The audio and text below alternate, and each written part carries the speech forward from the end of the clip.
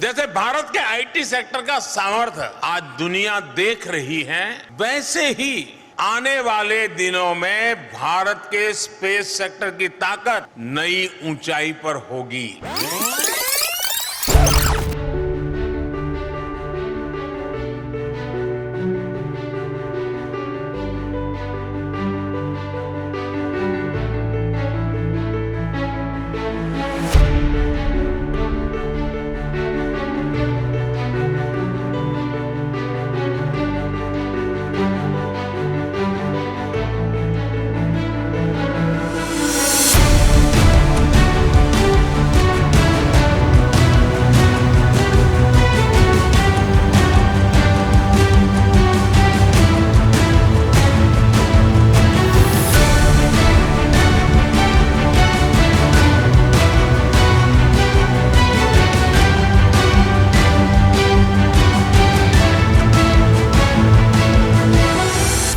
आज 21वीं सदी के आधुनिक भारत की विकास यात्रा में एक शानदार अध्याय जुड़ा है।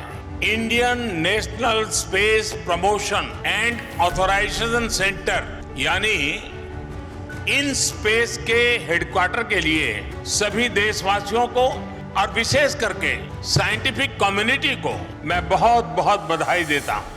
स्पेस सेक्टर में रिफॉर्म करके उसे सारी बंदिशों से आजाद करके इन स्पेस के माध्यम से प्राइवेट इंडस्ट्री को भी सपोर्ट करके देश आज विनर्स बनाने का अभियान शुरू कर रहा है। दशकों तक भारत में स्पेस सेक्टर से जुड़ी प्राइवेट इंडस्ट्री को सिर्फ वेंडर के तौर पर ही देखा गया।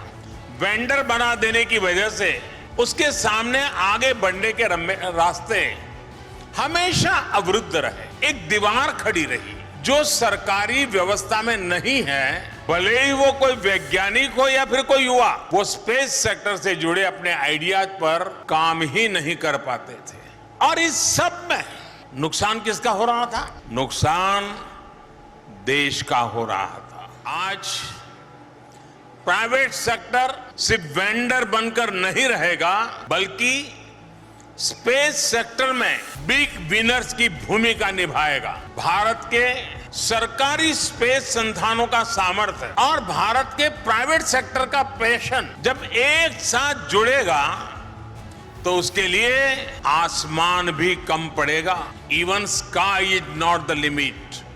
जैसे भारत के आईटी सेक्टर का सामर्थ्य आज दुनिया देख रही है, वैसे ही आने वाले दिनों में भारत के स्पेस सेक्टर की ताकत नई ऊंचाई पर होगी। हमारी कोशिश है कि हम भारत के प्राइवेट सेक्टर के लिए ज्यादा से ज्यादा ईज ऑफ डूइंग बिजनेस का माहौल बनाएं, ताकि देश का प्राइवेट सेक्टर देशवासियों की ईज ऑफ लिविंग में उतनी ही मदद करे।